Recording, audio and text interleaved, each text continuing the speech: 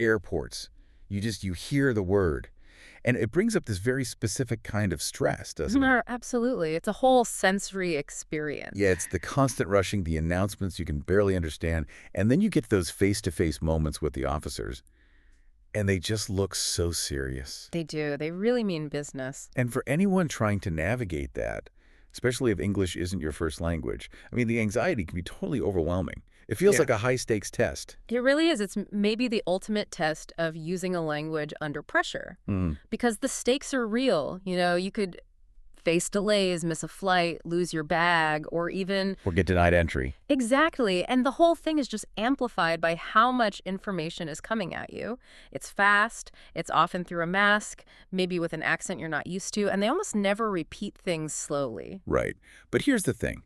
Here's the secret weapon we found buried in the source material for today's deep dive. The essential conversations you have at an airport. They're actually incredibly predictable. They use a very small set of fixed questions and, this is the key, fixed specific answers.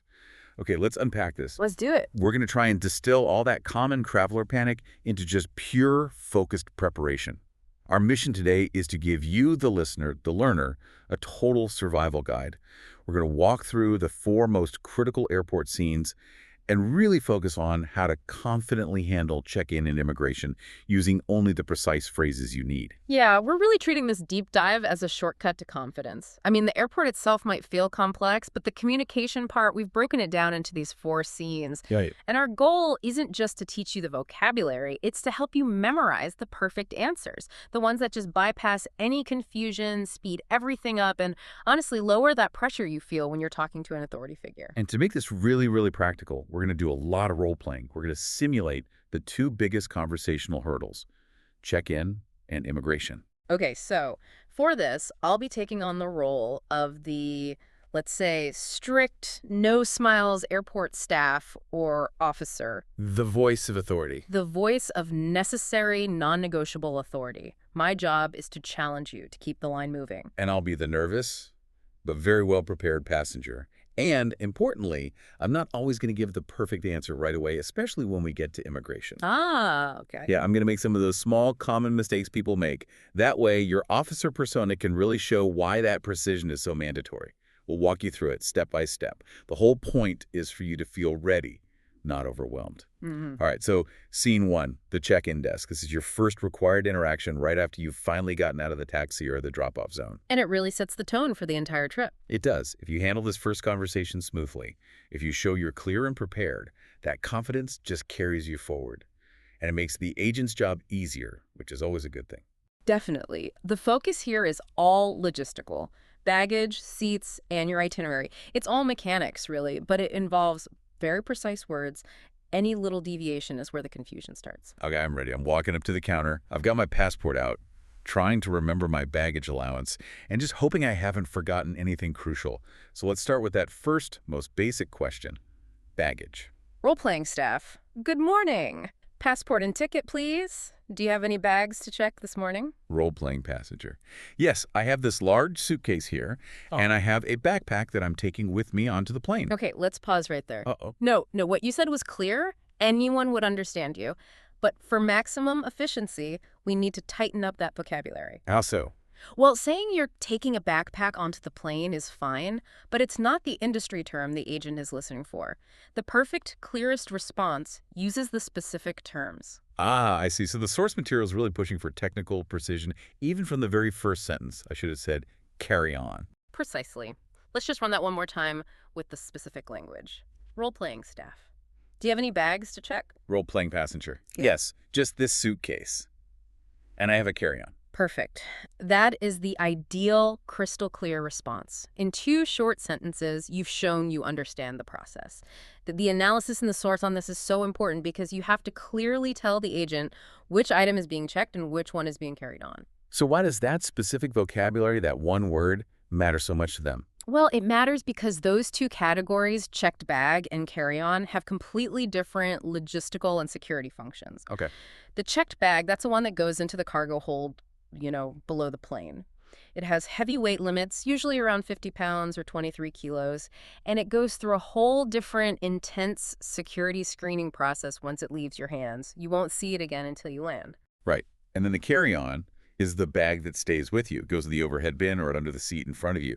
And that's the bag with the tighter size rules, and it's where those strict liquid rules apply, which I know we'll get to later. Exactly. So, by using those precise terms, yes, just this suitcase for the checked bag, and I have a carry-on for the one staying with you, you've immediately stopped them from having to ask 3 or 4 follow-up questions. Mm-hmm. You've told them exactly where each piece of your luggage belongs in their system. No ambiguity. And if I mess that up, I can see how that would cause problems. Yeah. If you call a carry-on a check bag, or the other way around, that could lead to confusion, maybe having to frantically repack right there at the counter. Or worse, surprise fees. Ugh, the fees. Yeah, the agent might decide your carry-on is actually too big and has to be gate checked.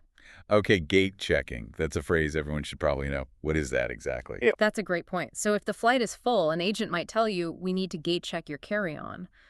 All it means is that the bag goes with you through security, but right before you board the plane, you hand it over to the staff at the gate. And you get it back when you land. Usually at the baggage claim, just like a regular check bag, knowing that phrase means you won't panic if it happens. You'll just know, okay, I need to pull out my passport, my medicine, my laptop, anything important before I hand it over. It's all about precision then. Yeah. It eliminates that friction right away. It's fascinating how just providing that little bit of clarity up front saves so much time and stress down the line. If you just walk up and say, yes, I have bags, you're inviting them to start a whole interview. Right. How many are checked? How many are carry-ons? Are you sure they're the right size? And that's when the stress levels start to rise. For you and for everyone in the line behind you. Airports run on efficiency. The fewer questions you force them to ask, the smoother it's going to be. Okay, so bags are sorted. The next step in the check-in process is often about seat selection. And this is a moment where being specific isn't just about efficiency. It's about your own comfort for the next, however many hours. For sure. Especially in a long flight, this can be the difference between a decent trip and a miserable one. And the source material has a great vocabulary tip here. It's the simple choice between a window seat and an aisle seat. 2 very, very different experiences. Let's break it down. If you're someone who loves the view, or you want to lean against the wall to sleep, or you just don't want to be disturbed, you need to ask for a window seat. I would prefer a window seat, please. Simple as that. And on the flip side, if you're someone who needs to get up and stretch, or you use the restroom a lot, or you just can't stand that feeling of being trapped by 2 sleeping people. The aisle seat is your only option. It gives you that freedom to get up and walk around without having to climb over your neighbors. Being able to just say, I prefer an aisle seat, please, is so powerful. It shows you know what you want. And of course, if you're traveling with someone, it's, we would like to sit together, please. And this idea of proactive planning, it extends to the journey itself. Specifically, understanding the concept of a layover. This is a big one. Yeah, this is where you have to confirm the whole logistical plan of the trip, especially if you book some complex flight online. Let's do a quick mini simulation for this part. Okay, I've confirmed my seat, and now I need to be sure about the routing. Role-playing staff. Okay, your seat is 22A. Your boarding pass shows a flight change in Frankfurt. Role-playing passenger, thank you. Just to be completely clear, is that a direct flight, or is there a layover? Perfect. That is the absolutely critical question. Let's pause there. What's fascinating here is how that one small phrase, is there a layover, clarifies a huge logistical part of your trip. Because it directly asks if you have to get off one plane and get onto another. And for the learner, we should be really clear on that definition. A layover means you land at some airport in the middle, you get off flight A, and you have to find and board flight B, often in a very tight time frame. And that can involve some serious complications if you aren't ready for them. Like what? Well, the biggest one, the one that causes so much confusion, is whether you have to go through customs and immigration during the layover. Oh, right. If you're flying domestically, say from New York to LA with a stop in Chicago, you usually just walk from one gate to the next. Your bags are already checked through to the final destination. But internationally, it's a different story. Like if you're flying from, say, Paris to Miami with a layover in Atlanta, You have to go through U.S. immigration at the first airport you land in. Exactly, at your first port of entry, which is Atlanta in that case. And that means you have to physically go to baggage claim, collect your checked bag, haul it through customs, and then recheck it for your connecting flight to Miami. That is the logistical nightmare people need to be ready for. It is. If you land and you suddenly realize you have a 50-minute connection and you have to get your bag and recheck it, you're pretty much set up to miss your flight.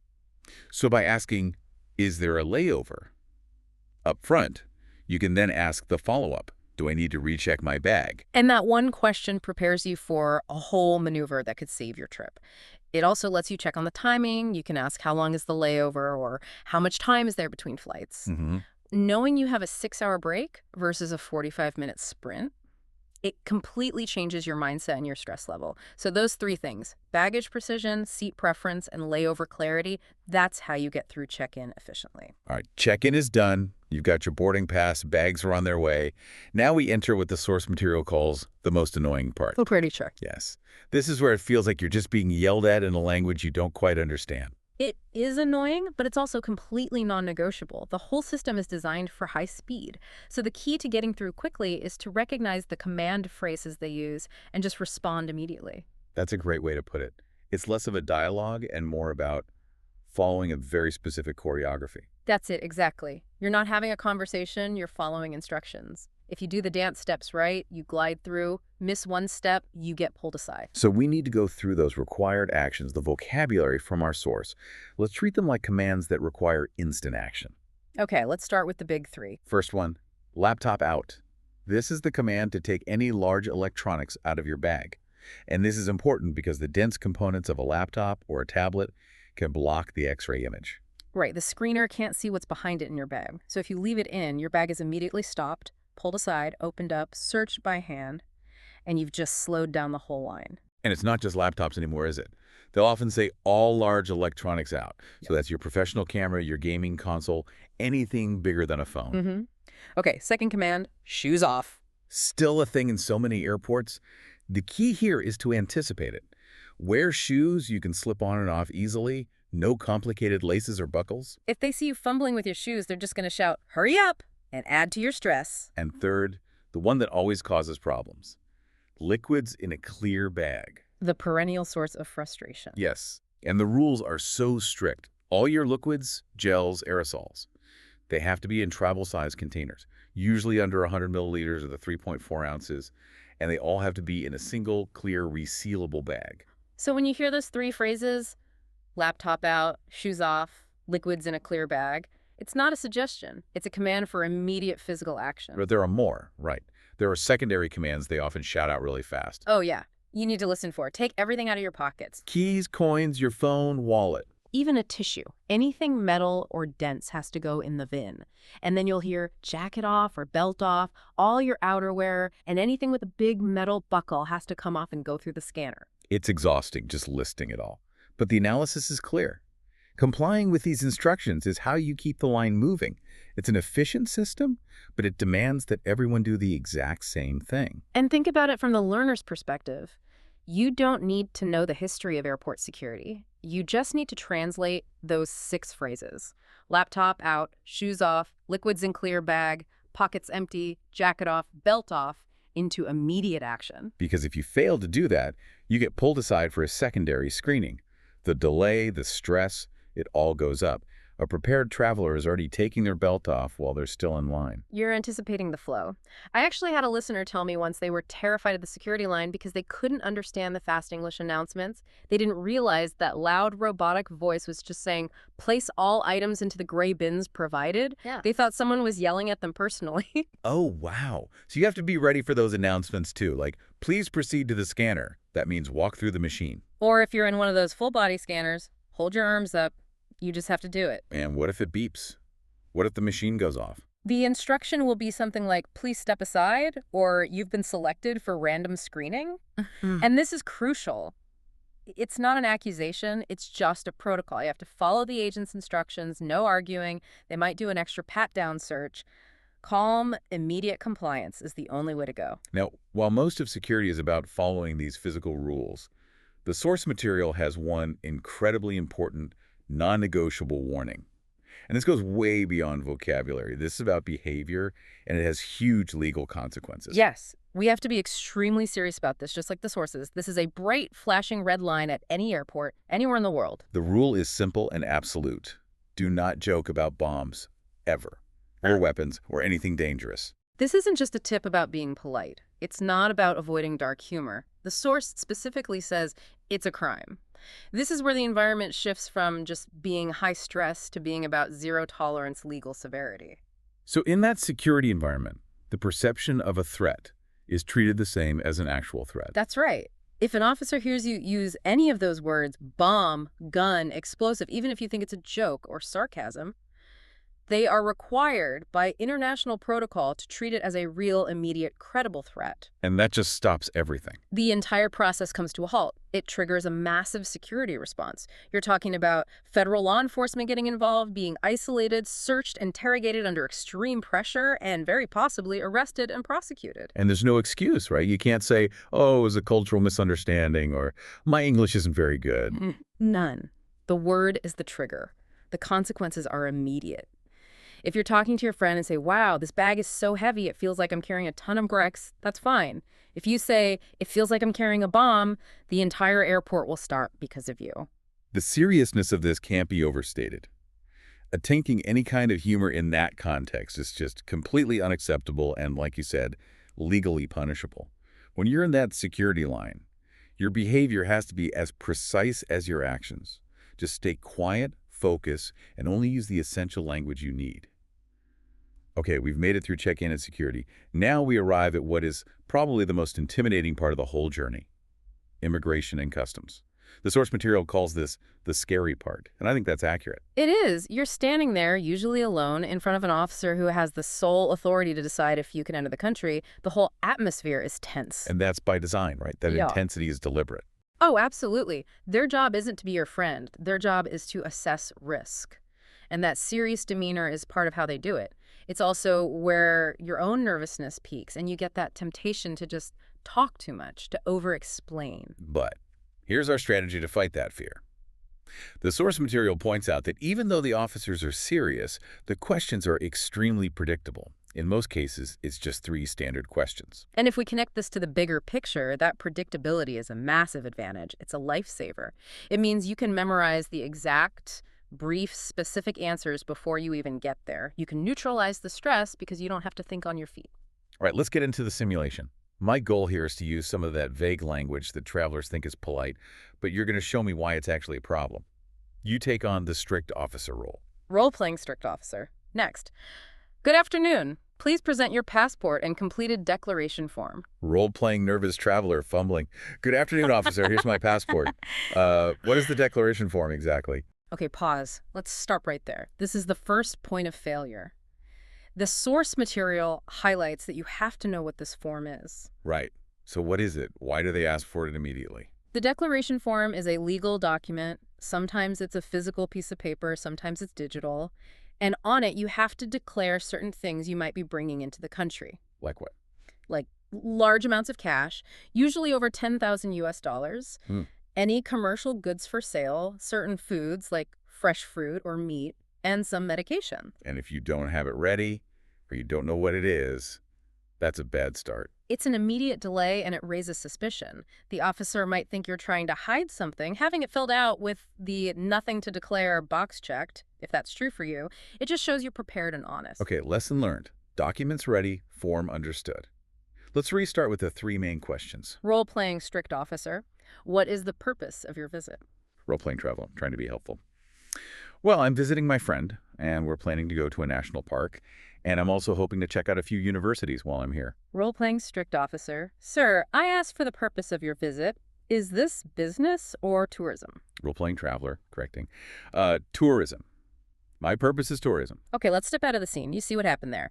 You gave a classic, vague, rambling answer that you thought was being polite and helpful, but the officer immediately pushed back. I really did think being detailed was a good thing.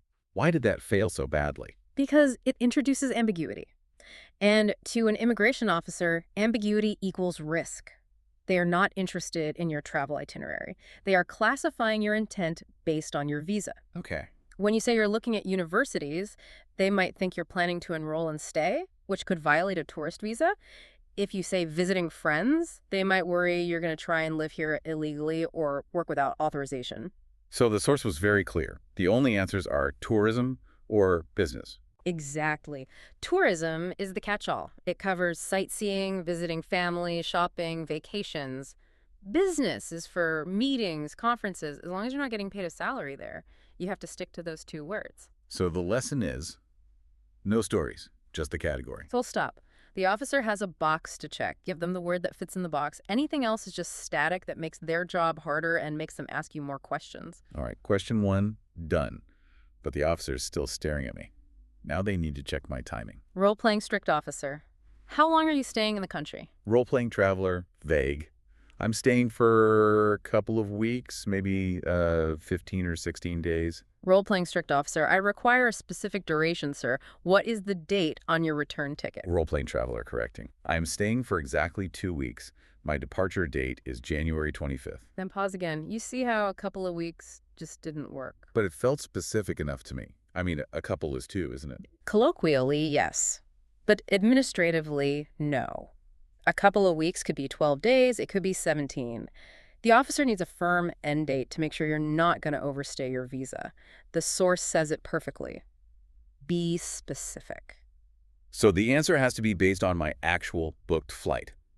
No estimating. Absolutely. If you're staying for 6 days, you say 6 days. If it's a month, 1 month.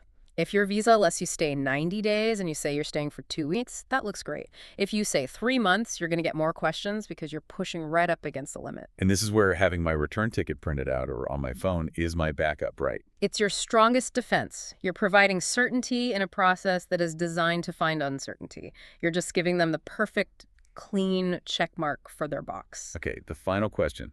This one is about traceability. They need to know where to find me. Role-playing strict officer. Where are you staying during your visit? Role-playing traveler generalized. I'm staying downtown in the city, near the big park. Role-playing strict officer. I require a confirmed address or the name of your specific lodging. Role-playing prepared traveler correcting. Yeah. I am staying at the Hilton Hotel, 145 Main Street. And that is the detail they need. Direct, confirmable, precise. Let's step out one last time. Why wasn't downtown good enough? It's the general area. Because it's not actionable. For security, for traceability, they need a real physical address, or at least the name of a hotel they can look up in a system. It validates your entire story. And if I'm staying with a friend, I need their full name and address ready to go. Precisely. I'm staying with friends is not an answer. I am staying at Mr. John Smith's house at 45 Oak Street, apartment 2B. That is an answer. It has to be accurate, and you have to be able to say it without fumbling. This just shows how much preparation you have to do before you even leave for the airport. Have that address written down, memorized, ready. And that's it. That's the end of the scary part. By knowing those 3 questions, purpose, duration, location, and memorizing the perfect, short, specific answers, you turn what could be a scary interrogation into a quick procedural exchange. You minimize the conversation, and you minimize the risk. So we've navigated all the conversations. We got past the officers. We're officially in the country. We're walking to baggage claim, watching that carousel go round and round, and hopefully everything is fine. Hopefully. But sometimes, even with the best preparation, things go wrong. Bags get lost. This final scene is all about how to manage that failure state calmly.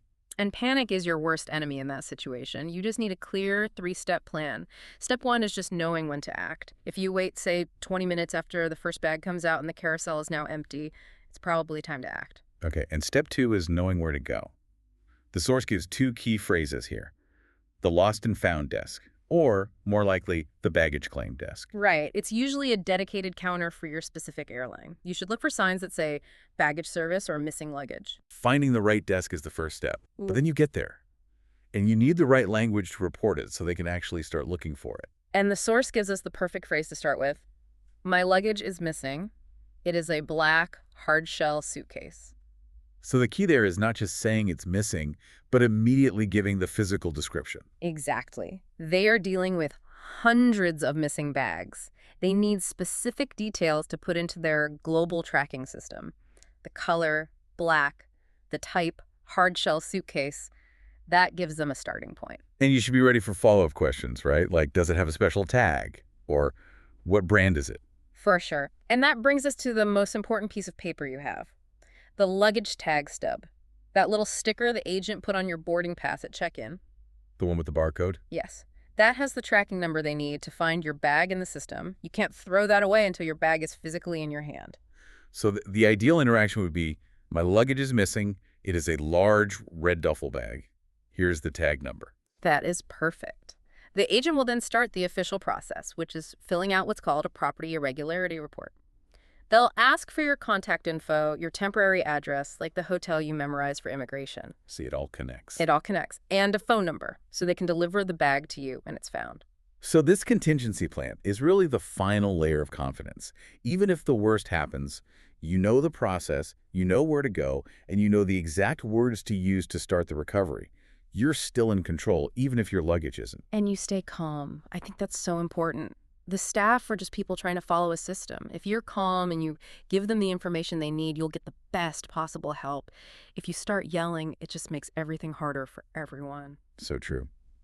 We've just completed our deep dive into the airport survival guide. We covered the whole spectrum, from the check-in logistics through the commands at security, the interrogation at immigration, and now the backup plan for last luggage. And by mastering these standard, predictable phrases, you cut down on the friction. You maximize your ability to move through that whole environment smoothly. It's about turning all those stressful unknowns into a rehearsed routine. That's the path to calmness. And before we go, let's just revisit that final safety net. What happens if, after all this preparation, an officer says something completely new, something you don't understand? Maybe they have a thick accent or it's noisy. Or you're just exhausted. Yeah. What do you do? The source gives us the single most important phrase for when communication just completely breaks down. It's polite, it's direct, and it asks for exactly what you need. And that phrase is, sorry, English is not my first language. Can you repeat that slowly? It's so powerful. It does three things at once. First, you apologize with sorry, which is always polite. Second, you identify the problem. English is not my first language. And third, you request the specific solution. Can you repeat that slowly? And they're trained to accommodate that, right? Yes, because it helps them too. A slow, clear question is always better for them than getting a confused look or, worse, an incorrect answer because you just guessed. Right. It stops you from just nodding nervously and accidentally agreeing to something you didn't understand. It gives you back control. And that really is what this has all been about. Taking back control from the chaos by using specific, focused, memorized knowledge. So, building on that idea of preparing standard answers, let's leave you with one final thought. We saw how at immigration, just 3 specific answers, tourism, 2 weeks, Hilton Hotel, can turn a scary interrogation into a quick check. Because they completely remove any ambiguity. Exactly. So with that lesson in mind, how could preparing just one more well-rehearsed sentence for a slightly more complex situation streamline things even further? For example, if your purpose is business and the officer asks a follow-up like, where are you meeting your client? Instead of fumbling around, you could have a specific, compliant answer already prepared for that exact question. Something like, I have a meeting at their company headquarters, 123 Corporate Drive, on Tuesday. You're applying that same lesson of specificity. You're anticipating the next likely question and building the perfect, short, compliant answer for it right now before you're even standing in front of the officer. And that's the difference between just surviving the airport and truly mastering it. Thank you for joining us for this deep dive. We really hope your next trip is smoother, faster, and a lot less stressful. Safe travels, and keep learning.